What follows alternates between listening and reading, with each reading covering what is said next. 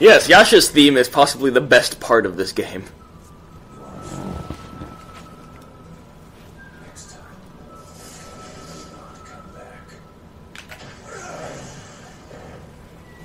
I feel like I'm watching The Good, the Bad, and the Ugly. That is the idea. Do you like this mask? I borrowed it from Tengu Man. Thank you, Matt, for ripping off my joke. You weren't making it. The 7 deities. Yasha! Asura, why have you come back? Because hell's not a nice place? And now I have to fight this guy with no arms. Oh god. Lots of headbutts and kicks. Avenge your wife.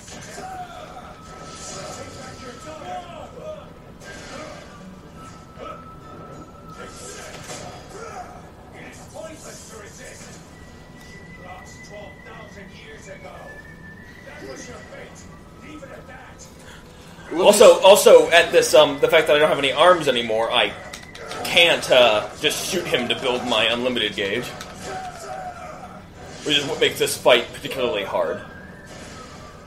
I have always wanted to see a video game where you progressively get weaker, so the game gets harder that way. I never It's not thought very it would be... inspiring, though. It's what? It's not very inspiring, though. Or heroic, or even... Well... doesn't sound that fun. It depends. Tragic heroes work that way. You'd have to work at it, though. You'd have to really get that refined. Yeah, I understand that. I still want to see that game become a huge success. You are an evil that will throw our world into And The Yasha just keeps ranting this entire time. The villain that talks you to death. That's the worst kind. I remember when the 2099 series came out in Marvel. There was one dude who was facing off against a Spider-Man that didn't talk that much, or who was new to the whole superhero thing. The dude talked so much that Spider-Man actually punches him, he jacks him one, and he goes, "Shut the hell up!" and then runs away because he realizes, oh shit, I just hit that dude. Also, in case you didn't notice, Yasha's theme just went into overdrive with some amazing electric guitars. I hit that cyborg. Ah, that's right. You know when the dude who talks all the time shuts up? You know when that happens, it's serious. Yasha doesn't really talk that much. He's just, they just want some background noise and that. It's kind of hard to fight without arms, especially when you rely on a form of 6 arms. What was all that punching about?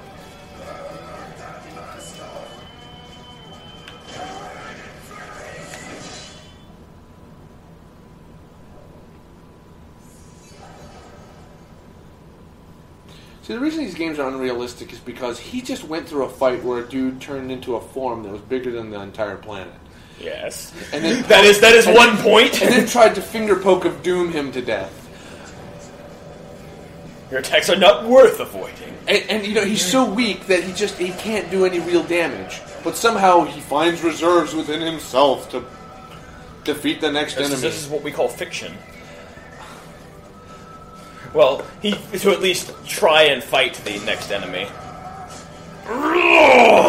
You can't see it there with that lighting, but Yasha is quite angry there.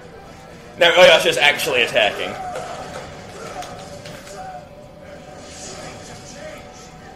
Nothing has changed. War has changed. War never changes. That's right, we're making the cheesiest jokes possible.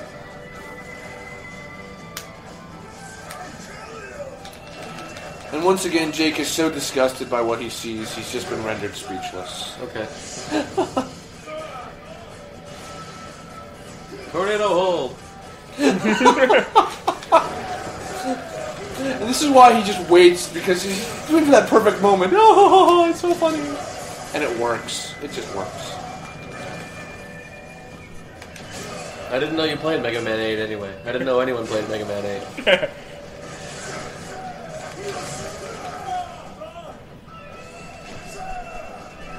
Oh, I didn't. I know that from, like, Marvel vs. Capcom 2. Oh. I know that that's one of his powers because of another game. Completely different game.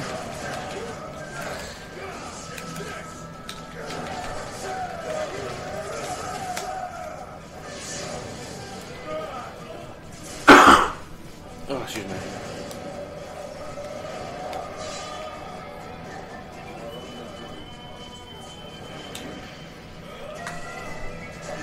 Bitch slap! Oh.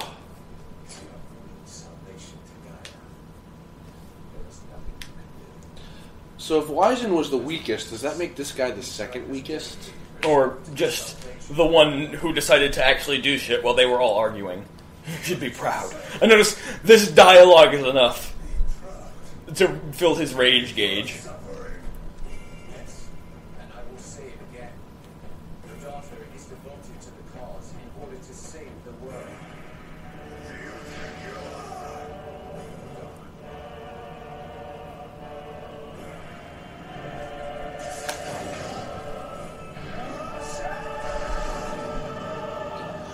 I'm going to bite your face off. Bite your kneecaps off. I'm gonna headbutt you. I'm gonna headbutt you. I'm gonna headbutt you! And of course, as this you might predict this scene ends, he knocks the mask off his arrogant face and nothing else. True to his word.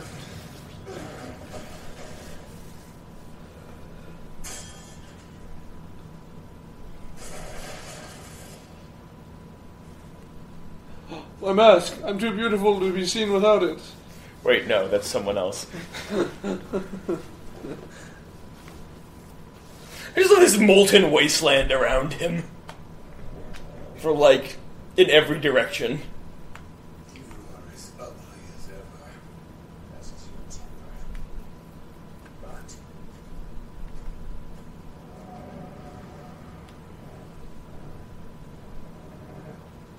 before the cause,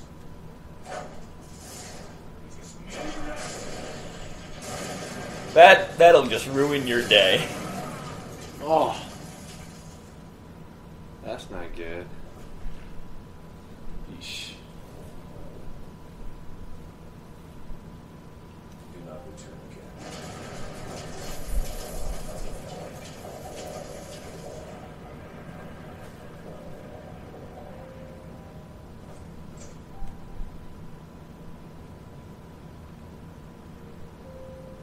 Sad music.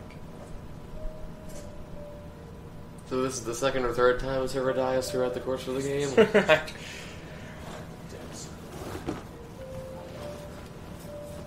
Another 12,000 years? Oh, he gets like sunken into this lava pit, and not even like his hair ignites or anything. He just sinks into the depths. And as I was saying, another 12,000 years later. Yes, we have our cast. Liam O'Brien, who's best known as... Well, he's done lots of stuff. He also did the voice of War in Darksiders. What a surprise. Robert Adkin Downs, who did Travis Touchdown. Which you can basically recognize he's doing the same voice, but not quite as goofy. Ah, Steve Bloom. Mm-hmm. Steve Bloom is Sergey? Uh-huh. Steve Bloom doesn't just do Wolverine. He has other voices. The Golden Spider. So, I guess by the credits and the sad music, the game is over. Oh. That was Let's Play Asura's Wrath, presented by Capcom. And three guys who are trying out this stupid Let's Play thing. Yeah. Well, It's 2.5 guys since you were so quiet. It's It doesn't make me any less of a man. it's only stupid because this, Oh. well, this is a dumb game. It's funny in that horrible, how could they make this way? Other than that, it's kind of, meh. Let's see if there's any next time ons, or if they leave you with a suspenseful feeling after killing off the main character. Killing off in massive quotation marks. With so many grains of salt.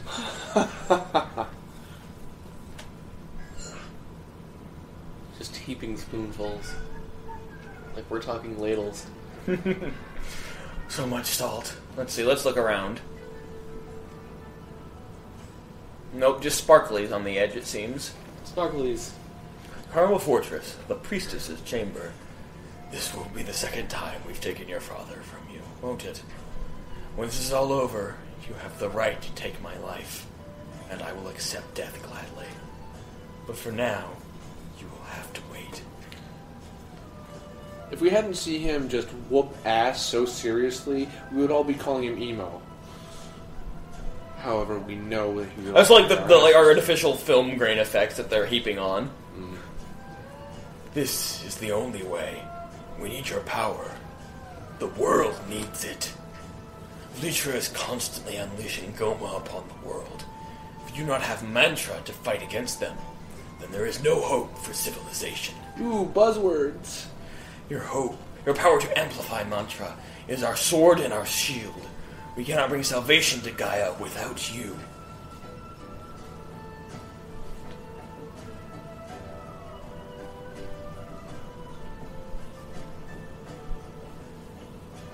Asura, why do you choose not to listen to reason? Mithra's power is essential to the cause. Once we defeat Vlitra, Mithra and the world will be saved. Stubborn fool.